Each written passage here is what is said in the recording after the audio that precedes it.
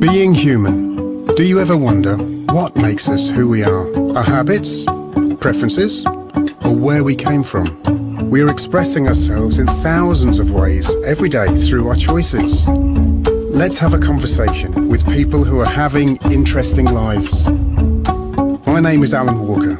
I'm a doctor of chiropractic and a human being. Hello, welcome again to the next podcast. I think it's podcast number 9 of Being Human. Today, I'm very pleased to say that we've got a new associate working with us.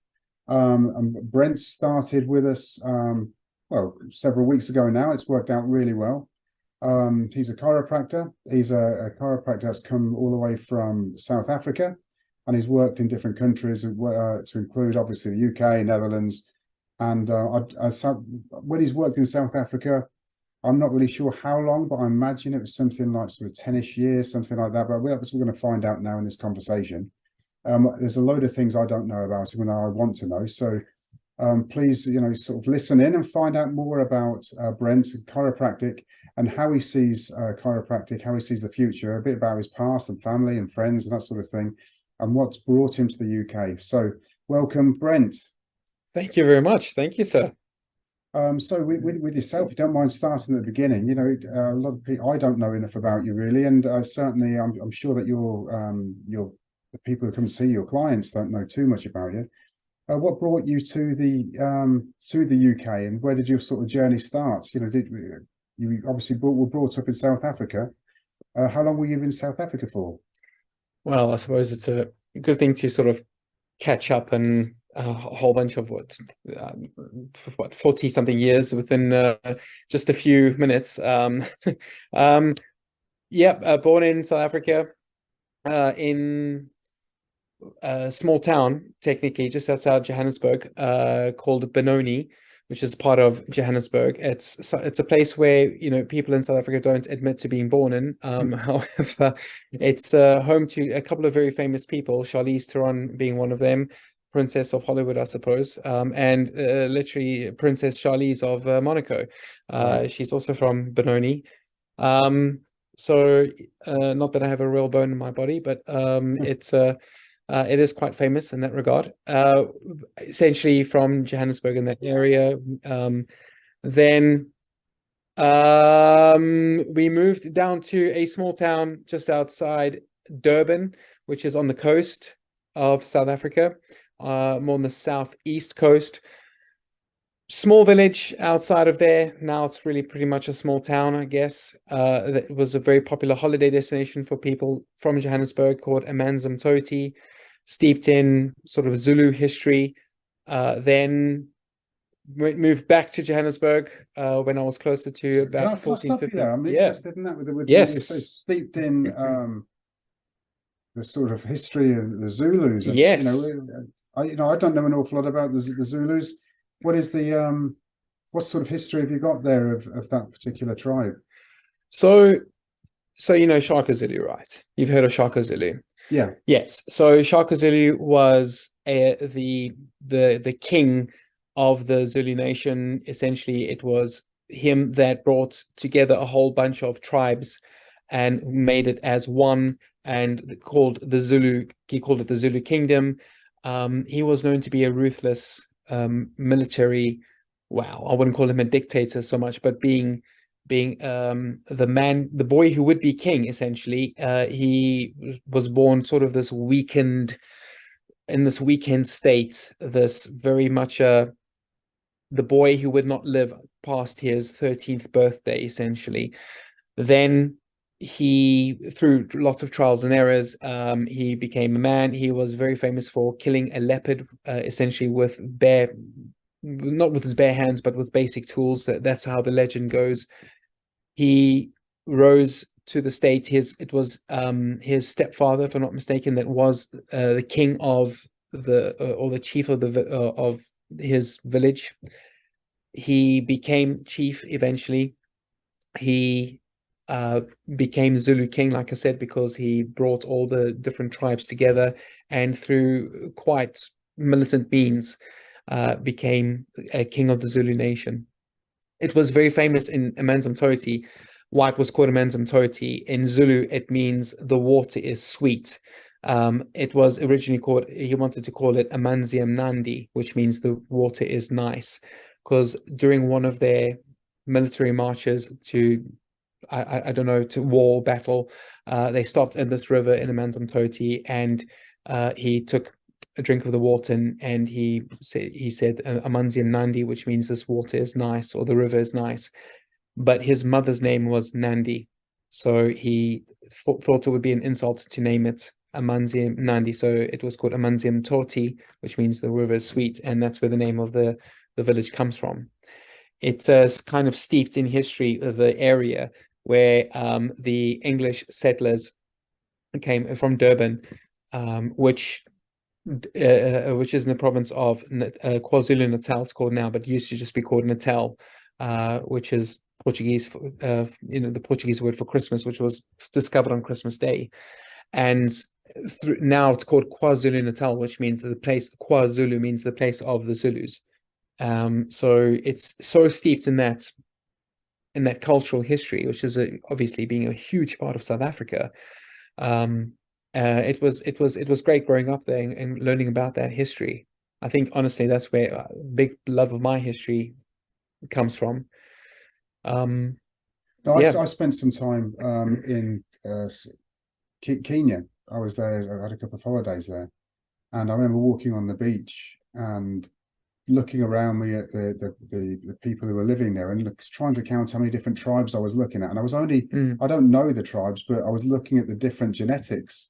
So there was some very short tribes there that were sort of 5 foot, wandering around together, and then there was some people in between, about sort of 5'8", and they'd have their hair differently, and there'd be different face painted. And this is Kenya, right? Yeah, in Kenya. And then sounds like Wales or Scotland. Or yeah, yeah, so far. And then walking down the side would be some Zulu warriors with their spears and their arrows and the bows, and they're there mixing. Obviously, come down to make some money from the tourists who would pay them to have a photograph taken. So they're staying in their groups just for tourists like myself to go and everyone's got to make money somehow. And it was great fun and an education for the tourists to go there and actually appreciate that this planet's not just about white people. There's lots of different cultures and creeds and different genetics here, and it's a massive education to see that. And for me, it was quite a surprise. And I shared quite a few jokes with some of the guys there. I remember I was trying to do bartering for a wood carving, and I was just seeing how much of my wife's clothes I could actually pass on to this guy for a wooden carving that probably took someone a week to make. And we're going on. He says, "No, that's not enough." And I pulled out another bag of stuff. Decided I was going to get rid of as much of her clothes as possible. Well, who didn't like the clothes? You or her? Yeah, no. I think it was just holiday clothes that we weren't going to use. And he just stopped me in the end. He said, "Hey man," he said, let's just stop this. He said, "I wouldn't let my sister wear those clothes," and that really put me in my place. And that was a big education. But actually, it was a shared laugh. We all, even my wife, enjoyed that one. But a very interesting place. And so the little bit that I experienced of Kenya, of Africa, was it's certainly an education, and the people there are fantastic. But obviously, that wasn't South Africa, and with such a large continent, Africa itself, a lot of people aren't even aware that Africa isn't a country, it's a continent. It's a continent, indeed. That's an education in itself. And I can't remember how many countries there are within the continent of Africa. I think it's 52, 53, roughly. Yeah, so I mean, that's an education as well, isn't it? There's quite a few people might be listening to this will be surprised by it. But when you brought up in a very interesting country like South Africa, where did you move around much? Did you see any of the parts? Were there anything of interest which you thought, oh, this is I've never seen anything like this before. This is new. How the cultures change from region to region, alone country to country. Oh yes, absolutely. So Durban has Durban, with the main city that was closest to this town, Amanzimtoti. It's about the equivalent of about 15-20 miles north of Durban. Durban is 15-20 miles north of Amanzimtoti. Durban is well known to have the largest Indian population outside of India. So it's the influence and the culture is definitely there from India. So whether being Muslim, Hindu, Hare Krishna, etc., that it's very steeped in that culture and tradition. In fact, it's where I learned a lot how to make Indian food. For example, from my father, it's the same thing from him. My godmother, who was involved with in the Hare Krishna society, doing a lot of healing in the sector. For the traveling for gurus in the Hare Krishna society, that was something that you just grow up with, and that's something sort of normal. So when I was about 14-15 years old, we moved to Johannesburg. Then it changes completely because the culture isn't predominantly Indian anymore, or that's not non-white culture. It's really the true Rainbow Nation experience where you've got a little bit of everything. When we first moved there, I thought it was going to be very Afrikaner dominance and Afrikaans from Afrikaans people, Afrikaans culture, things that that you never thought of as a small kid in Durban. You don't know what the culture is going to be like in Johannesburg. We used to go visit my grandmother frequently in Johannesburg, and that's all I knew what Johannesburg was. So yeah, it changes quite a lot. Then if you go to Cape Town, for example, where we've just been a couple of times on holiday, then it changes once again. I don't think Cape Town really has a predominant culture, just people who sort of worship the mountain, everything regards around Table Mountain. It's quite a sense of pride, I think, from people who live in Cape Town. It's a bit of a standing joke for the rest of South Africa, but every country has them. So you went to primary school in Johannesburg? I went to primary school in Amanzimtoti. Okay. Yeah. Okay. Yeah. And what was the primary school like? You've got any fond memories of that? I have nothing but fond memories of it. I went to a primary school in Amanzimtoti for 3 years, then changed to a different primary school not too long after that. That was life-changing. I think that taught me a lot about leadership per se, not that I could call myself a leader at all, but as a child, you learn what it takes to become a leader, mostly because you're sort of in that young boy competitive state and you want to sort of be competitive with anything and everything. But you also realize that in order to be competitive, in order to do that, there are teachers that sort of guide you. Also what it means to be competitive, what it means to be a leader. Everybody wants to be a prefect. So you would do anything possible to become this prefect because you would get told this is what steads you in good stead later on in life. Well, back then that's what you were told, is you listen to your teachers and you do be a good boy, do what you're told, and you become a prefect. So yeah, very naive back then. But the thing I learned probably from that is you learn certain good habits. You try and participate in many things possible, and that's what I learned from it. Is just participate in as much things as possible. Then you learn from anything and everything, even if it's a small nugget or pearl of wisdom. You learn, you take it with you. Yeah, I know massive cultural differences between. It just goes on and on and on, but just picking one thing out of it between a sort of primary school, typically UK child, and a primary school child living on the continent of Africa would be that you hardly wore shoes. Is that right? No. Okay. Everyone thinks that. Everyone think we don't ride lions or hippos to school either. Our runways are actually made of concrete as well, and so it's no, that's not true.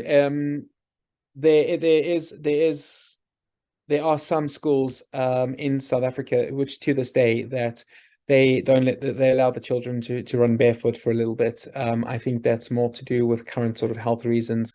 I know when it gets too Earthing. Are hot. you talking about earthing? Yeah, to a point. Okay. Yes. Yeah, a lot of people won't know about that in the UK.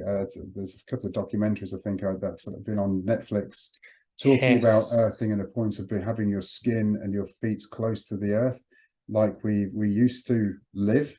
And these Yes. days we have insulation on our feet at the River Soul. People say, "Oh, that's a load of rubbish."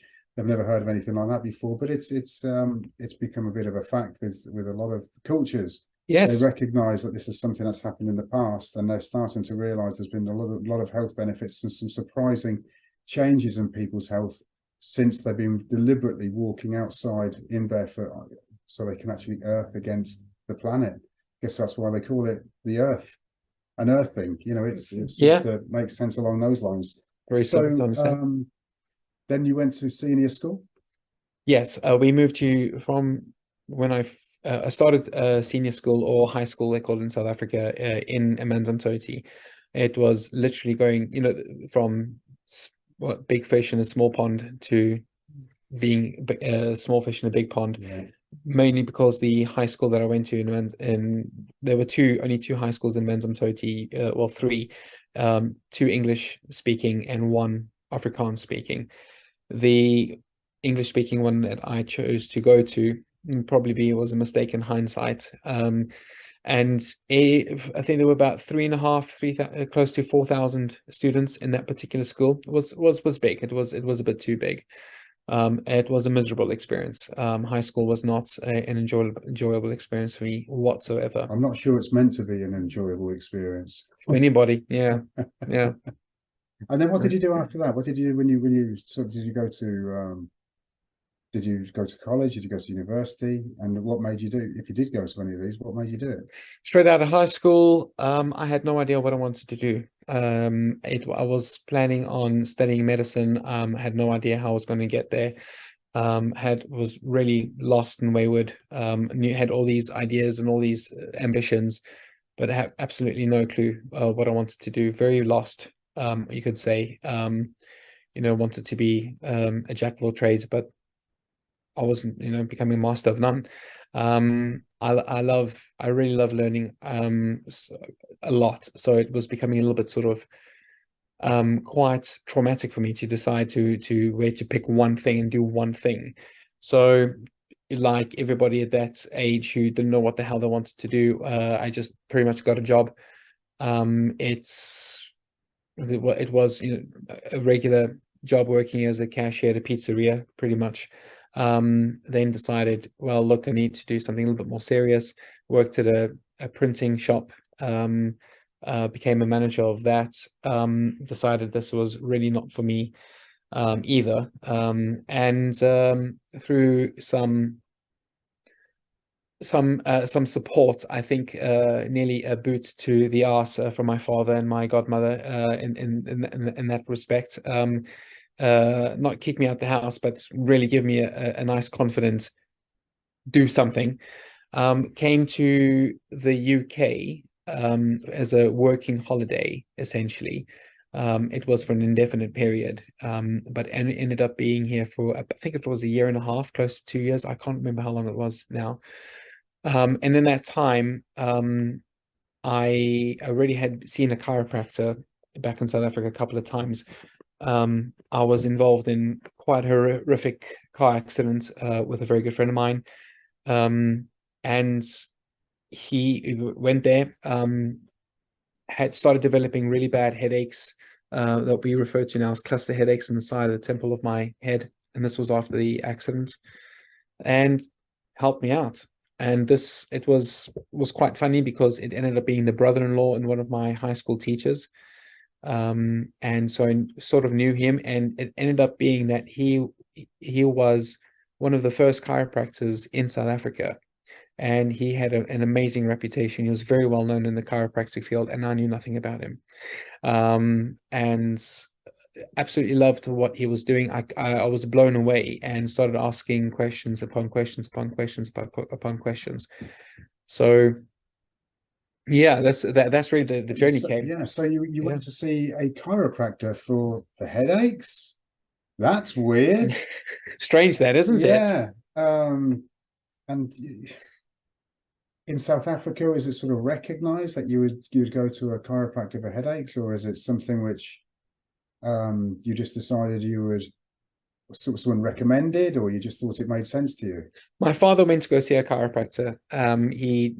Something happened, and he went to go see a chiropractor when we were living in the Manzimtoti. We were very young. He went to go see one of the students in the university, and it was a deaf guy. It was a deaf student that was studying chiropractic, and it helped him quite a lot, and he swore by it. And after the accident many years ago, he said to me, he said, well, look, let's just see if we can find you a chiropractor. And at that stage, and that crossroads of wanting to study medicine or doing something, I thought, okay, I have no idea what that is. And he was very interested in what he was doing, but at that stage I was also committed about coming to the UK, until I learned that there was a place you can study chiropractic here in the UK. And went to see the college, and it was a very tough decision to study, well, either there or in South Africa, and ultimately decided to go back to South Africa after my little stint here to study chiropractic. It's because I was here for about 3-4 months, and I said to my parents, I know what I want to do, I know what I want to study. And I was ready to go back home after about 3 months in the UK. But I thought to myself, that's also a bit of a waste opportunity to learn and have some fun. And stayed around for a while, and then went back, and the rest is history, really. Where did you study? What university did At you? University of Johannesburg. Okay, nice. So that was the, and you've never had any regrets from training as a chiropractor? I think there's some regrets. No real regrets, to be honest with you. It was a hard time. I won't lie. It's South Africa having its own economic issues, and we had our own battles with affordability issues, but we made it work. But the real I'm challenge. just thinking, it sounds a mirror image of my chiropractic experience. I had hard times, and I had affordability situations with the economy, with my own finances. It was horrific. So I think there must be a common thing anywhere on the planet.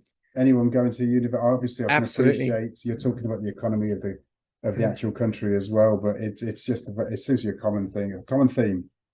Yeah, absolutely. And I wasn't alone. It's working a couple of jobs to help out. So we had student loans and all that help, I think, as everyone does. But the real struggle came in is on my first day. My first day back in my third year of uni, my mom passed away. So that was an interesting beginning into halfway amongst my studies. And I had a lot of support from friends. So yeah, that was an interesting time. So no regrets, but it got harder, somewhat harder after that. Now that sounds a really challenging story, and to lose, your mother during that time would be enough for some people to have dropped out of university completely, and well, even dropped out of life. Some people have done. So, Yeah. who exactly? Do you mind just? I don't know if you don't have to, but do you mind talking about your mother? Oh, I have no problem. Yeah. What sort of lady was she? Very good question. My mom was, well, she was super kind, super loving. She was timid by nature, but you wouldn't want to sort of get her on her bad side. And I think a lot of kids say that about their mums. Not alone about that. But even to this day, I find out things about my mom that I never knew of. She was a musician. She was an artist. She stopped playing music, and she stopped doing her art quite a while ago. but she was incredibly kind. She was really loving. She was smart as a whip, and I think really in many also senses kind of got a little bit wayward and lost in life a little bit, but it's I think that was more to the fact that I think she knew she was ill and she was sick, so she didn't really know what to do, and she didn't really have that guidance, she didn't really have that advice. So it was one of the many things about the great things about chiropractic. What we do as chiropractors is we sort of somewhat have an understanding of what we can do to help guide people to just be a bit healthier, lead a slightly better, healthier life. Yeah, without Yeah. doubt, the education of being a chiropractor. There's something that you can offer everybody, and it's also even help. Even if we can't help them, we can help them as far as we know when to refer to somebody else, and we know who to refer to. So that's quite a skill in itself, and one that often people forget, that we have that education of knowing, recognizing problems that people have, and being able to refer to the correct place. MRIs, etc. They can be obviously very useful. Yeah. Absolutely. Yeah. And do you mind me asking about your father? Oh yeah, he's still living in Johannesburg. He just carries on. He's had a very colorful experience in life, really. He grew up in a very patriarchal apartheid era of South Africa, and which was very, very difficult for him, because he basically had to remain in the closet for many years, especially during his services in the army, which of course didn't have the modern don't ask, don't tell policy. Back in the apartheid era, it was a case of if you think that if there's any hint of the possibility that you may be gay, you might either be thrown out the army or beaten to death within the barracks the same night. So I don't think he's ever talked about that. He's never really mentioned that, but I can only imagine that that would have been part of the reasoning why you would sort of keep your identity towards yourself. And it wasn't a thing in South Africa to come out in back in the day. So it was only in late in the 1990s, and once we moved to Johannesburg, that it came out out of, I think it was by sort of accident, but that happy accident led him to live his life and his true being. He's true. He was just being true to himself. Yeah. Yeah. And do you have any brothers or sisters? I have a sister. Yes, I have a younger sister. She, interestingly, I like to joke that she was born 1 year, 2 weeks, 3 days, 4 hours apart from me, but it doesn't really work out exactly like that. But yeah, she's actually here in the UK. She lives in Surrey with her husband and her daughter. And she's been here for a little bit longer than I have at the moment. The children? Are you an uncle? Oh, I'm an uncle of a beautiful young lady. Her name is Tarlin. So very typical of my sister to have an exceptionally unique name for my daughter, for my niece. Yeah. So she's only got the one kid, and she's a stepmom to another two. And you're married, you have children? Not married, not yet. Yeah. We were supposed to have been. I think a lot of things happened in between 2020 and 2022, as the world knows very well of, that put a hamper in many spanners in the work. We were supposed to get married in 2020. It just hasn't happened yet. I think much to the dismay of my father-in-law. He is quite. I wouldn't call him conservative exactly, but somewhat conservative. I think he would have preferred if we were married. No, and I'd prefer that you were married. It'll happen. It'll happen soon. It'll happen eventually. Yes, I have a beautiful daughter, beautiful girl. And I'm a proud father of a wonderful 11 and a half year old boy. Wow, amazing. Yeah. So you spoke about your mother. I hope you don't mind me asking one more question. Now, you said that she was a musician, and I'm interested in music myself. What was did she play a musical instrument? Was she a singer? Did she singer songwriter? What was she? She was learning how to play the piano, so she was a Okay, pianist. Yeah. she was a pianist. Mm. No, brilliant, lovely.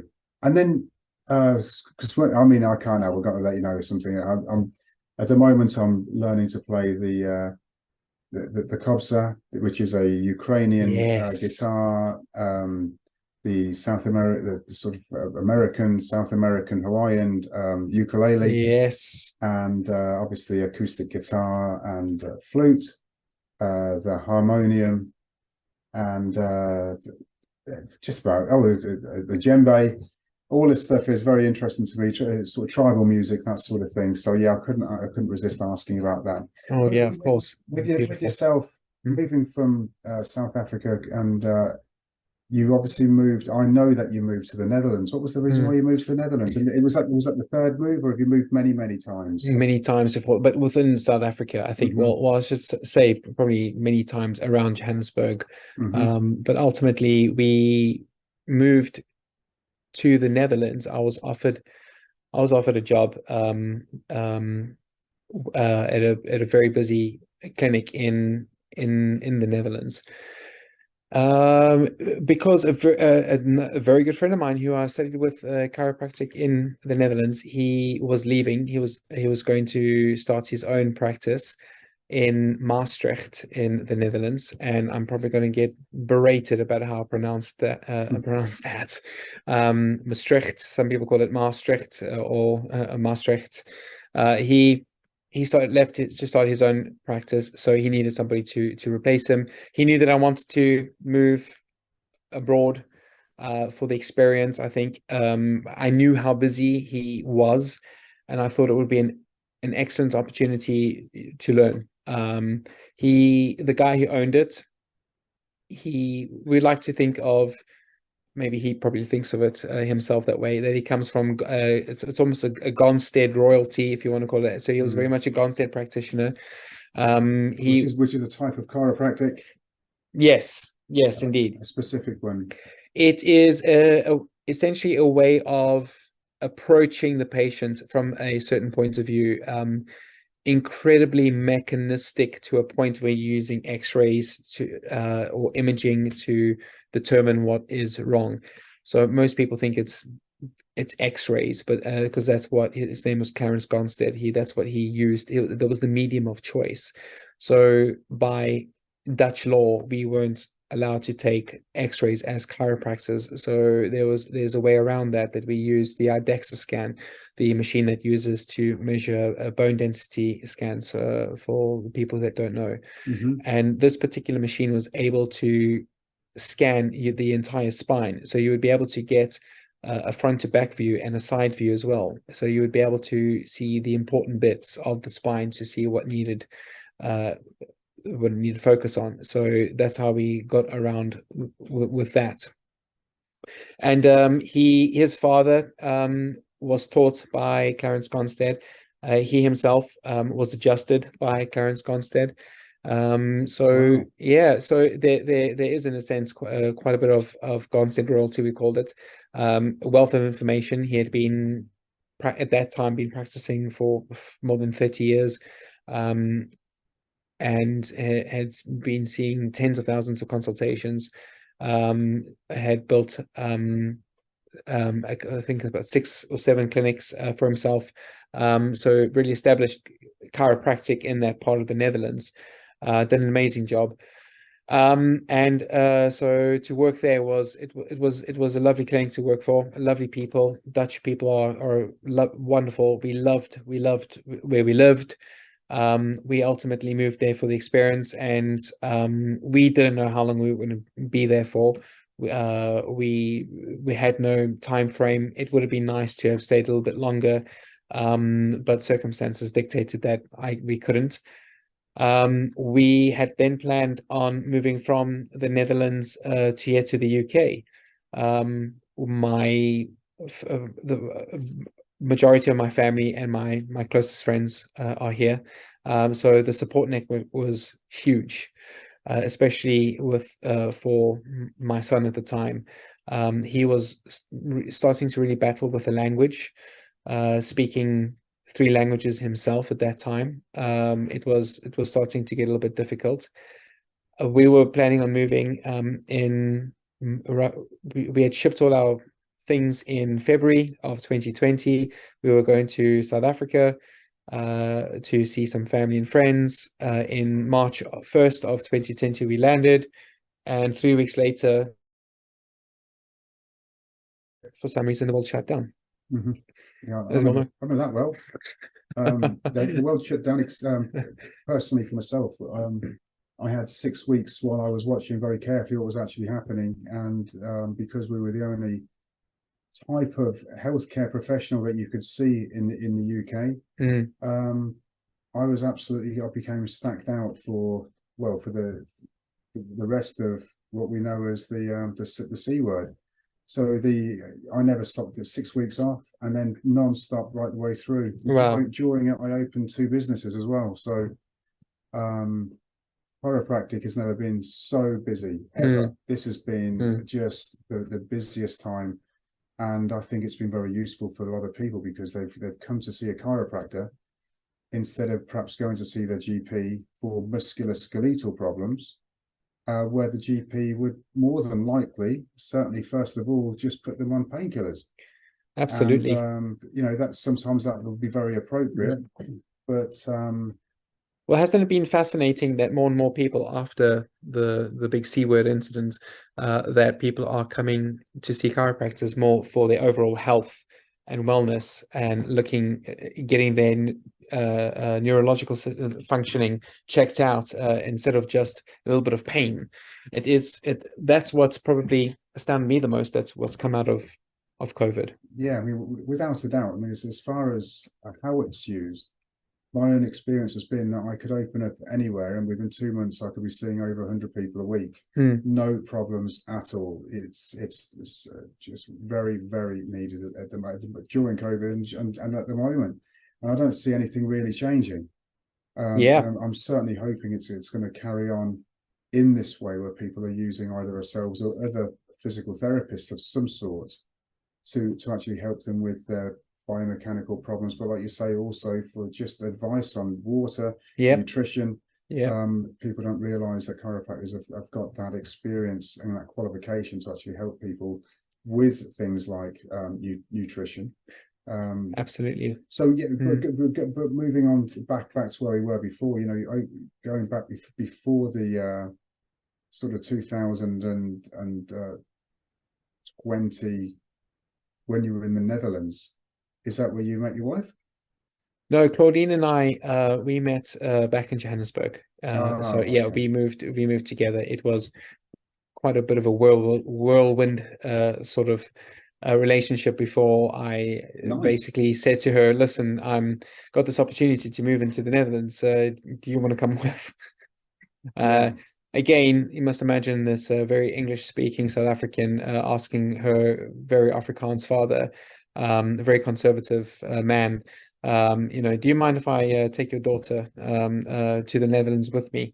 It was quite interesting at times to negotiate that. Yeah, I can imagine. It sounds quite painful. Yeah.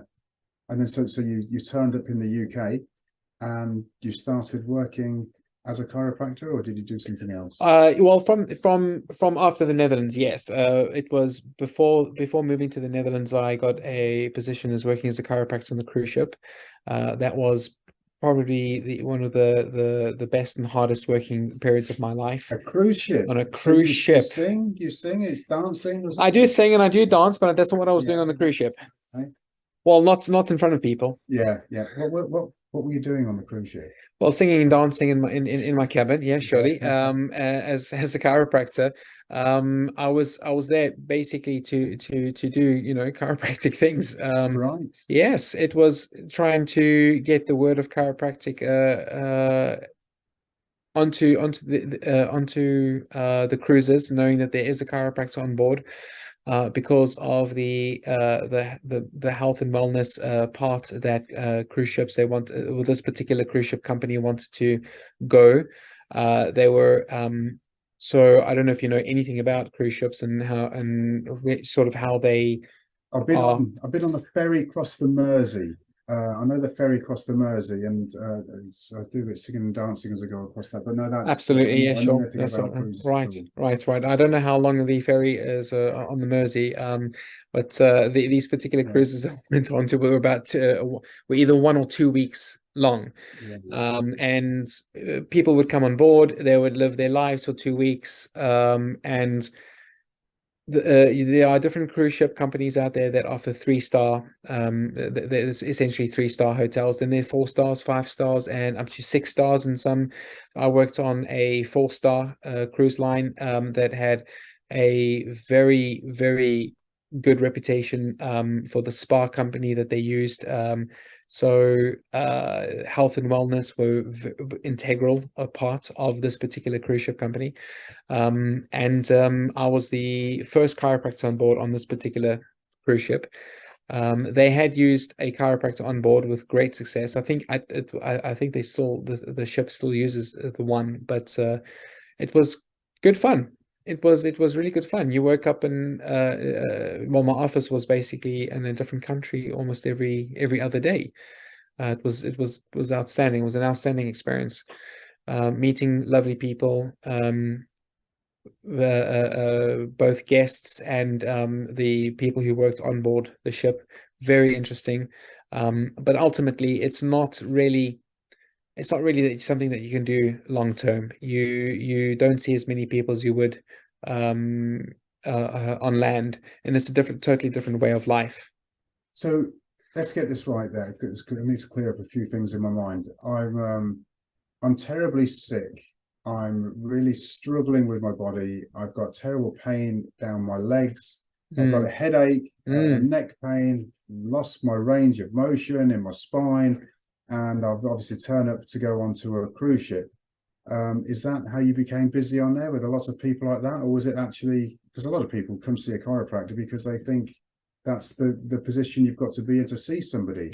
Yeah, so that's exactly it. It kind of was a case of people knew that there was a chiropractor on board, so it was almost as if people had to know what chiropractic was in order to be helped.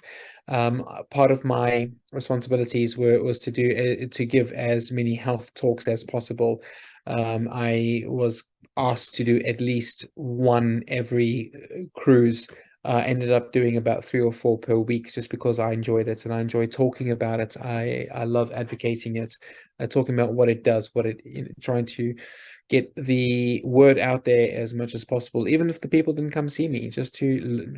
What sort of things? I don't want to do the full talk now, but what sort of things would you like to sort of summarize with people? You know, they're on holiday and they're having a cup of coffee and they think, oh, we'll go and listen to this guy who's doing a talk on spinal health. On, you know, what sort of things would they be sitting there wanting to listen to? What would you be talking about? Yeah, exactly that. The way I would frame it is you would talk about pain, and that would be your main subject header. What pain is, where pain comes from, why we have pain, different types of pain, what the different types of pain mean, everything that you can about pain, because the majority of people, they know exactly what most of us, we all know what pain is, but the majority of people don't know where it comes from, what causes it, and what we do as chiropractors to help with that. Yeah, a lot of people, if they have pain, they think it's bad, don't they? It's pain's bad, you know, lack of pain is good and healthy, but I have to explain to some people that if you have a real problem with your body and sometimes you're not feeling any pain, that can be a very bad thing as well. It's dangerous if you leave your hand on a hot stove for just a couple of minutes, and if you don't feel pain, how do we know what to do? Yeah, the nervous, that it would direct you, that person, to there might be something wrong with the nervous system, not being able to jump, the reflexes, etc. I understand what you're saying. Yeah. So you talk about the movement, the range of movements. You talk about, you know, when you're looking at the spine. I have one just behind me. What else would you be talking about? The range of motion, the parts of the spine, what's inside the spine, spinal cord, how the nervous system works. What is the nervous system? Brain, spinal cord, and nerves. where they go, the function of the body. That it's the main, if you like, the computer. Is that the sort of thing that you'd be speaking about? Sounds like you've done this once or twice yourself, Al. That's Exactly. exactly. I've done it a few times. I do it a few times most days, because it's Yes, unfortunate. It's one of the few things that we don't learn when we're at school. You know, this is thinking it. of an education, and we don't actually know how to look after our own body, and we don't understand what to recognize when it starts to go wrong.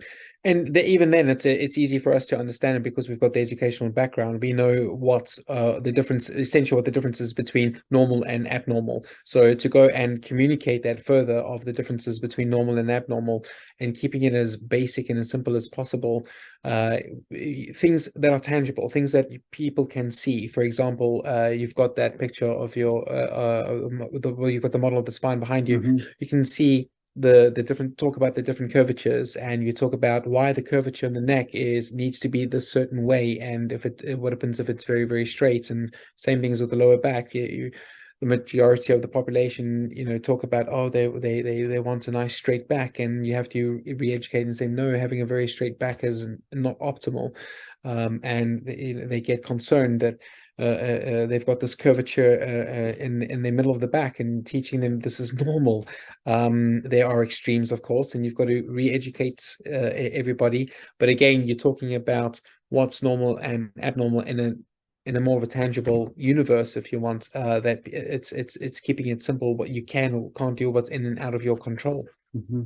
So, I know that you've been involved in a lot of sports in your life, and there is obviously a reason for me asking that. With being a chiropractor, there's lots of sports people who've been very successful in their life during that career of sport, who've got involved in becoming a chiropractor because they learnt about the body, they learnt how to use it, then they learnt about the nutrition, everything else, and how to sit and how to look after your spine. And I thought, you know what, I've had some good chiropractic care. In fact, probably the best care I've had. And then we decide, you know what, that's what I'm going to do next. I'm going to learn how to become a chiropractor and see if I can offer this. I want to offer it to other people, which is exactly what I did. I had my education was working with, I was a metal worker for my early career. And then I had some damage to my spine when I was 20. And from that moment onwards, I was asking around, what should I go and do about my back? I was going to see a GP, so I saw my GP, gave me a little bit of information about sitting correctly, and this might be the reason for the problem, not the huge amounts of lifting that I've been doing at work, and then prescribed me some medication, painkillers. And obviously that can be very good information sometimes, and it can be a good way of, in the short term, if you've gone and pulled a muscle. But if it's something more than that, if you've got some much more serious problems, which I did, then obviously painkillers won't be the thing. So I went for it to see chiropractic care. I had an x-ray, and I saw there at 20 years old, I actually damaged 3 of my vertebrae. There was 3 different levels of thinning of the little spaces between the bones. And so they'd lost their height. So they called the discs, the spaces between the vertebrae, as you know, Brent. And we measured them, or my chiropractor measured them and said, we've got some problems there. Looks what we've herniated the discs in those areas, and they were slowly losing their plumpness. And that's not always a good thing. And my brain was recognizing I've got problems there, and was shortening the muscles in the area to prevent movement. So I become very stiff in that area as well. They said, what we need to do is, if we leave it like that over a period of 20 or 30 years, those areas might fuse. Not for sure, but they might fuse, because as the discs become more and more worn, bones gets closer together, then there's a possibility that the bones will eventually meet each other and start to fuse together. And certainly my experience is that he was quite correct with what he said, because after x-raying lots and lots of people in the time that I've been a chiropractor, I don't x-ray anymore, but when I was doing regularly x-raying my clients, certainly from the age of 70s and they're into their 80s and definitely into the 90s, there was so much fusion into someone's spine. The person who's going very late for chiropractic care in the 80s and 90s can end up having a spine that looks like a Charles Dickens chimney. And but often not an awful lot of pain, but certainly, but just because they're fused, no movement. So That's a brilliant metaphor, isn't it? yeah, Charles Dickens yeah, chimney. This people is, get it straight away. And so for well, me, it's my chiropractor said what we need to do is to regularly come for chiropractic care. Certainly try and somewhere around about every 6 weeks have an adjustment to try and keep that good. So originally I saw the chiropractor. Probably I saw him about twice a week for about 6 or 8 weeks. And then afterwards they gradually spaced those out.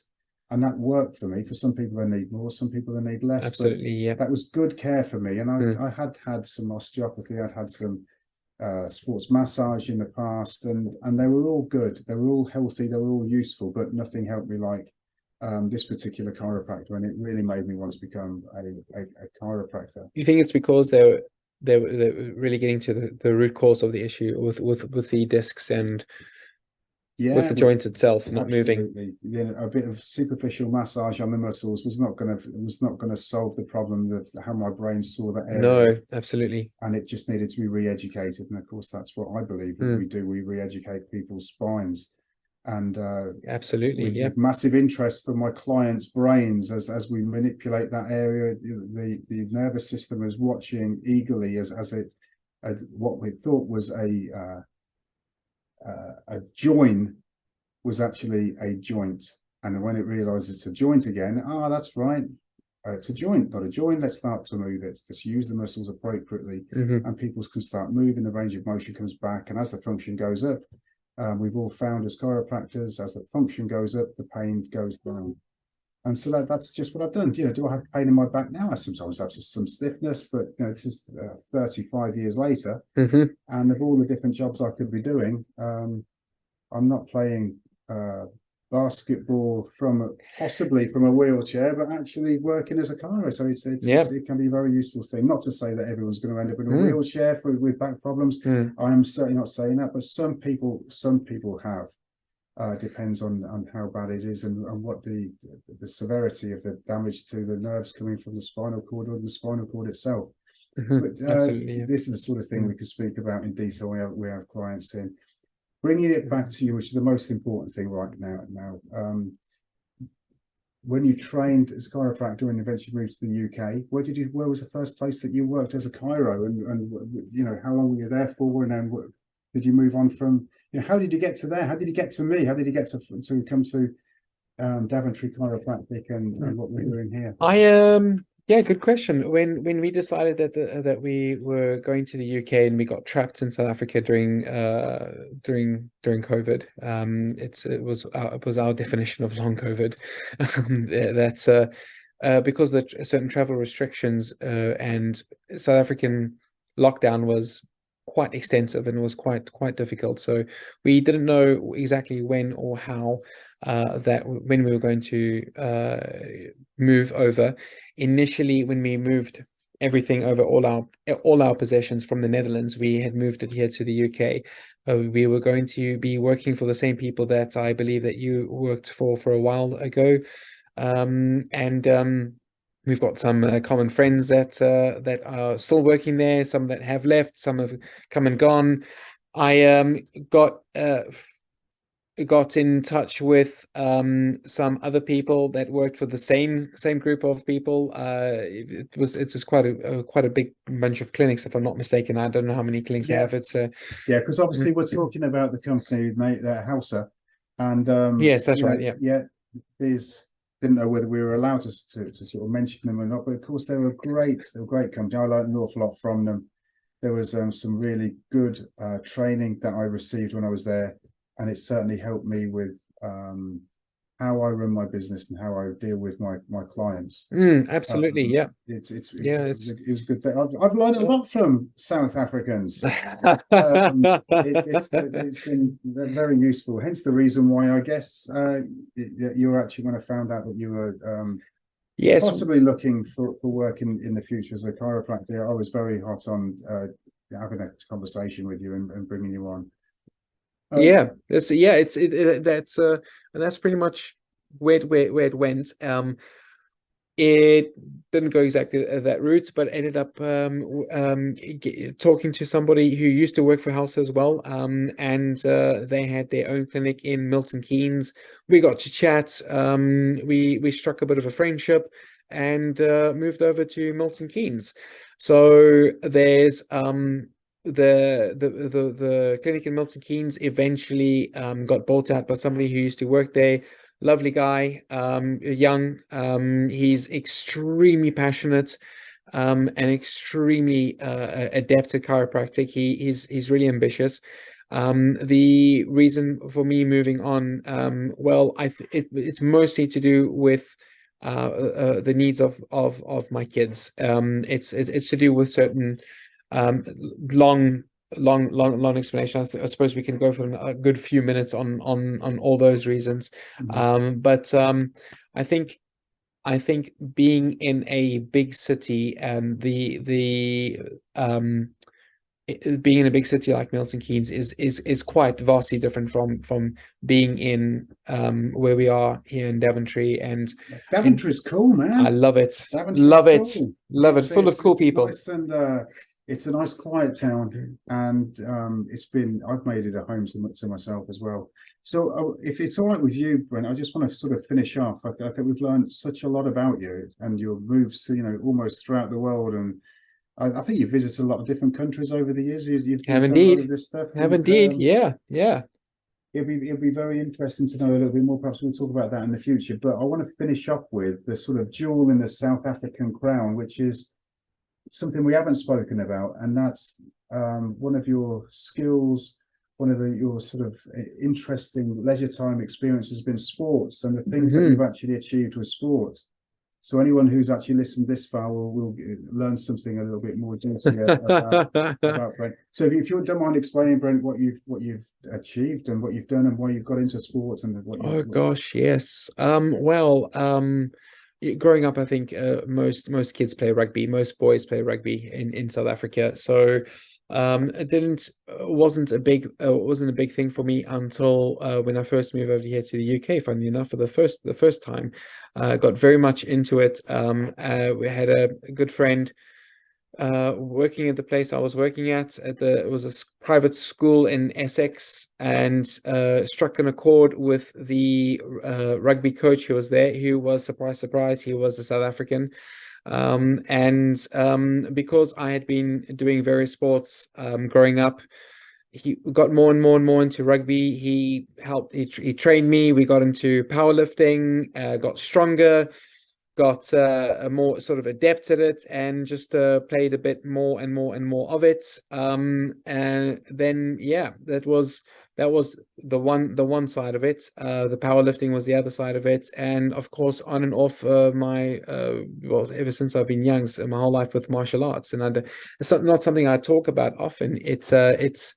No one talks about Fight Club. No, first rule. Yeah. No, we've been struck off the record now. It really was. It really is. That to me has been simply amazing. The last bit of my experience when living in the Netherlands, struck a friendship with and half Indonesian, half Dutch kung fu instructor. He was fantastic. It's really changed my view on people in general. That's what martial arts really do. It is one of the ultimate ways of learning about yourself, about being human. Essentially, it's about movement, it's about thinking, it's about connecting mind, body, spirit, interpreted in many different ways, as spiritual as it may sound, as metaphysical it may sound, as physical it may sound, biological, chemical, everything. I think martial arts has an important component to play in that, and especially when you're connecting your emotions to your thinking, and the interplay between that. That was a big thing, and you learn so much about yourself, how not to necessarily control your emotions, but not letting your emotions control you, etc. There's 1,000 things you can talk about. You can really have in-depth conversations about that, and how it ties in with Eastern philosophy, and how it ties in with certain Western philosophies, and what we used to talk about. And he himself had been brought up learning of Jeet Kune Do, which is Bruce Lee's version of Kung Fu, because he took it from he learned growing up doing Wing Chun Kung Fu. He was a master of Wing Chun, and then sort of implemented it a little bit one step, and which became Jeet Kune, and then he learned pretty much Jeet Kune Do himself, and then a Indonesian Kung Fu, and developed his own sort of version of that, which we called Mecha and Pechelat, and a type of Indonesian Kung Fu that was a lot more functional, and fascinating, absolutely fascinating. That was one of the main love. Did you compete at all? No, not martial arts. No, that was more for more personal growth. That was for more, it was, you do your gradings and everything you do, but never competitions. No. Did you compete with the powerlifting? I did. That I did. Yes, that I did a few competitions for, some of them in the UK. I did one in South Africa, but quite when I was doing it here in the UK, did quite a bit. And who were you? Was there any sort of local competitions? Was local competitions in and around Essex mostly, small, and did pretty well. I was brand new at it, and I had a great coach. It was something that I thought that I could do going forward. But who was your coach? Was my South African teacher friend. Yes, he was a rugby player and powerlifter himself. Okay. Yes, okay. Yes. So brought it in a bit full circle. I've got it. Well, it makes a lot of sense. Yeah. Look, yeah. Brent, I want to thank you so much for coming on here today. It's been a pleasure having you on, and I know we're going to have a lot more of this in the future. I think there's so much we can talk about as far as chiropractic, as far as absolutely, the nervous system, absolutely, nutrition, healthy lifestyle. I mean, just look at us, both of us sitting here looking so healthy, well into our 90s.